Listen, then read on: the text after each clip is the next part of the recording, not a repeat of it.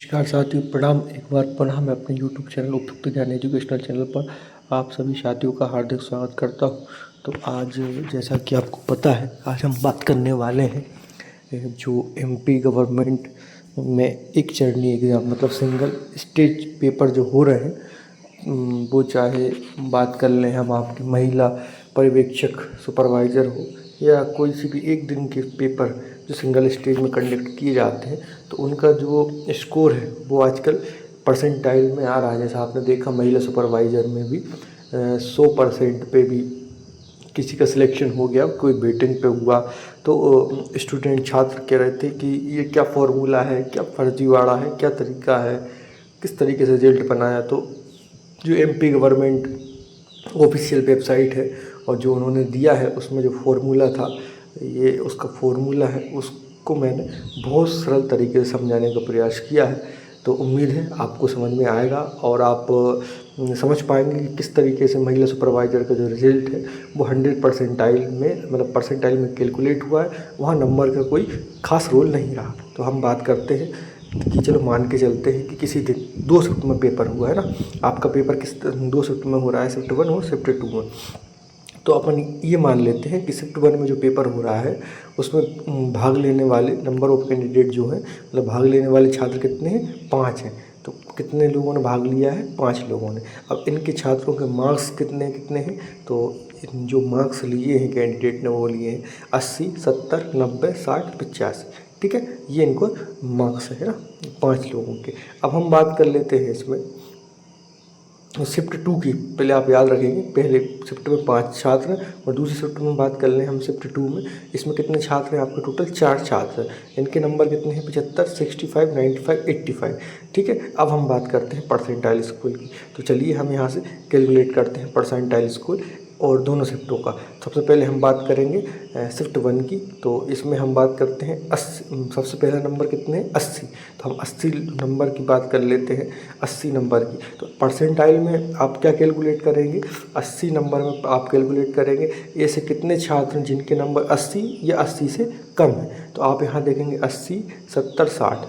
3 छात्र ऐसे हैं जिनके नंबर या तो 80 हैं या 80 से कम है। यहाँ भी वही बात करते हैं अपन, 3 छात्र हैं ना 80, अपन 80 का परसेंटाइल ले रहे हैं। तो अपन ने क्या देखा, ऐसे कितने छात्र हैं जिनके नंबर 80 या 80 से कम है। तो आप कितने छात्र हुए, 3 छात्र हुए है ना। ये एक नंबर ले लिया हमने, P11 मान लिया इसको परसेंटाइल कैलकुलेट करने के लिए।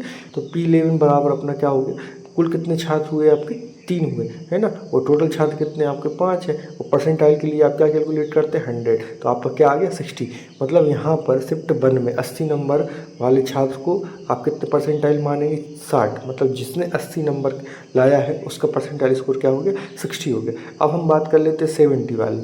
तो यहाँ 70 हम बात कर ले, 70 से कम या बराबर कितने हैं, सिर्फ दो छात्र हैं। कौन कौन से, या तो वो 70 है या फिर 60 है। ठीक है, तो ये 2 छात्र हुए। तो यहाँ भी सेम रहेगा, P21। टोटल आपका कितने छात्र हो गए, 2।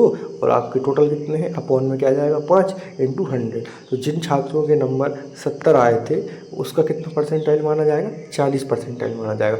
आई होप यू आप समझ रहे हैं बहुत अच्छी तरीके से समझ। मैंने खुद प्रयास किया है कि आपको बहुत ईज़िली तरीके से समझाऊँ, तोड़ तोड़ के।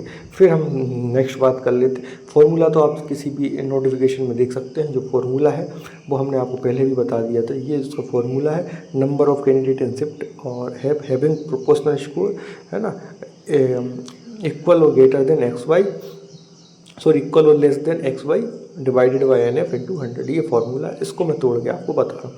तो हमने कहाँ तक निकाल लिया है, 70 तक निकाल लिया। अब हम बात करते हैं 90 की, है ना।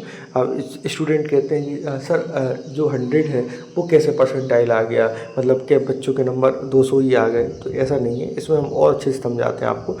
यहाँ पे हम बात करते हैं 90 की। जैसे आपको पता है 90 कुल कितने स्टूडेंट हैं आपके, 5।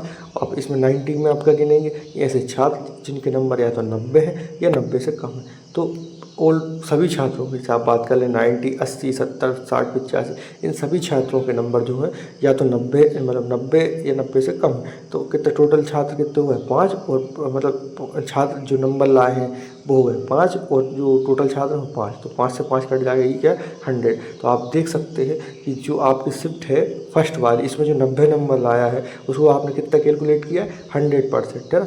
आप समझ रहे हैं साथियों, मैं ये समझा रहा हूँ आपको।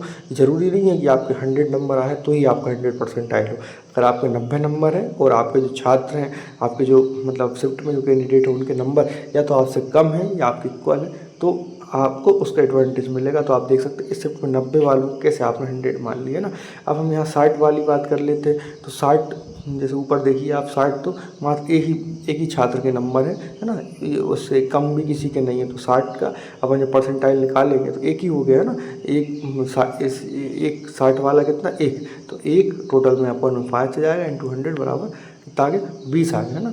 इसी तरीके से हम शिफ्ट 2 की बात कर लेते हैं। शिफ्ट 2 में हम बात करें तो शिफ्ट 2 में आप देखिए 4 कैंडिडेट पहले अपन शिफ्ट 2 में देखते हैं। शिफ्ट 2 में आपके मार्क्स कितने हैं, 75, 65, 95 और 85।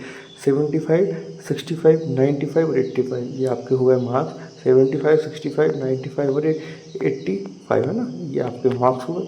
अब हम बात करते हैं 75 की। 75 में 2 छात्र आपके जो है, क्या तो उनके मार्क्स जो है 75 है या 75 से कम है, 2 छात्र हो गए। और टोटल आपके छात्र कितने थे, 4, 2/4, तो आप काट लीजिए, ये कितना आ गया, 50 आ गया है ना। तो इस शिफ्ट में आपने देखा कि 75 वाले मार्क्स कितने आए, 50% में आप काउंट कर लीजिए। जबकि यहाँ पे छात्र ज़्यादा थे या उनके मार्क्स ज़्यादा हो रहे थे, तो 70% वालों को कितना काउंट किया, 40। तो इससे कोई मतलब नहीं है कि आपके नंबर्स कितने थे। आप ये डिपेंड करता है कि आपकी शिफ्ट में कुल कितने छात्र शामिल हुए और उनका स्कोर जो है आपसे कैसा रहा है ना, इक्वल रहा या लेस देन रहा। यदि आपका इस स्कोर लेस देन और इक्वल ज़्यादा छात्रों का रहेगा तो आपका परसेंटाइल ज़्यादा काउंट किया। एक और हम इसमें देख लेते हैं, बाकी आप उम्मीद है कि आप समझेंगे। इसमें हम देखते हैं 65 का। तो 65 भी आप देखिए, इसमें मात्र एक ही छात्र ऐसा जिसके मार्क्स 65 थे। 65 टोटल 1/4 इंटू 100, तो ये कितना हो जाएगा आपका